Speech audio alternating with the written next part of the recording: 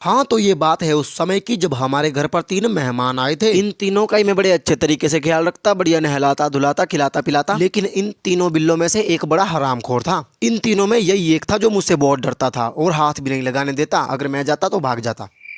ये पता नहीं क्यों डरता था मुझसे। और वैसे भी ठंड का टाइम चल रहा है, ये दोनों तो रसोई में ही घुसे रहते हैं, लेकिन ये तीसरे की क्यों फटती है मुझसे। इस तीसरे की भी बहुत सेवा की मैंने, लेकिन ये हाथ नहीं आया। अबे मैंने क्या मार देना था इसको। और इस बिल्ले का हर बार का ही ऐसा ही है। भाई साहब, मैं बहुत ही ज्यादा फ्रस्ट्रेट हो चुका था। फिर मैंने इसको सबक सिखाने की ठान ली, लेकिन ये छोरू बड़ा ही चालाक था। लेकिन तुम्हें तो पता है तुम्हारा भाई भी कहाँ कम है। फिर मैंने मौका देखा, मौका मुझे मिल गया। ये भी उन दोनों के साथ ही चूल्हे के पास आग सेंक रहा था, लेकिन ये हरामखोर मेरे सामने बहुत ही शरीफ बन रहा था। लौंडा तिरछी निगाहों से देख रहा था। लेकिन भैया हमें तो मौका मिल गया था और मैं उस मौके को गंवाना नहीं चाहता था। और फिर मैंने इसे पकड़ के अच्छे से इसकी पेंटिंग की और बना दिया इसे एक शिकारी बिल्लू।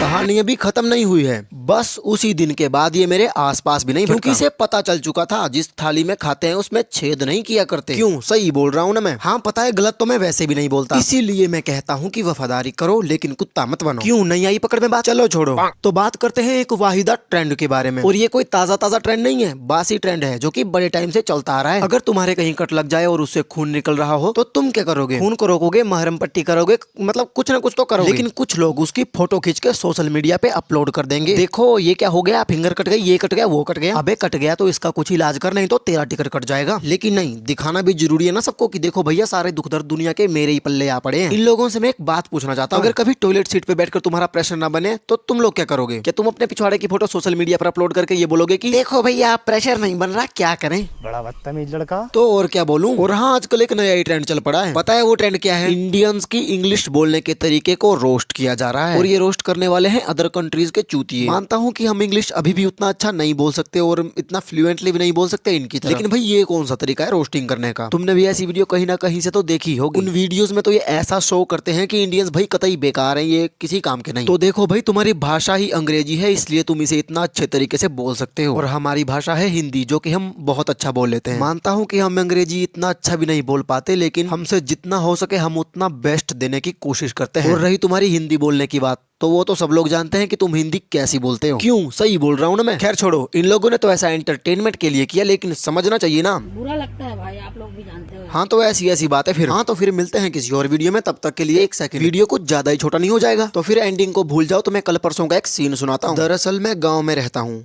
यहाँ पर बंदरों का आतंक कुछ ज्यादा ही है। तो हुआ ये था कि हमारे घर की छत पर कुछ बंदर आतंक मचा रहे थे, और जब मैं ऊपर गया तो भाग खड़े हुए और भागकर सीधे पड़ोसियों की छतों पर जाके बैठ गए। खैर मुझे तो उनसे कोई लेना देना नहीं था, मैंने जाते जाते मजाक में उन्हें चिढ़ा दिया, लेकिन लगता है वो चिढ़ाना उन्होंने सीरियस ले लिया। मैंने तो उन्हें ऐसे ही चिढ़ा दिया था, लेकिन उनका चिढ़ाना एडवांस लेवल का था।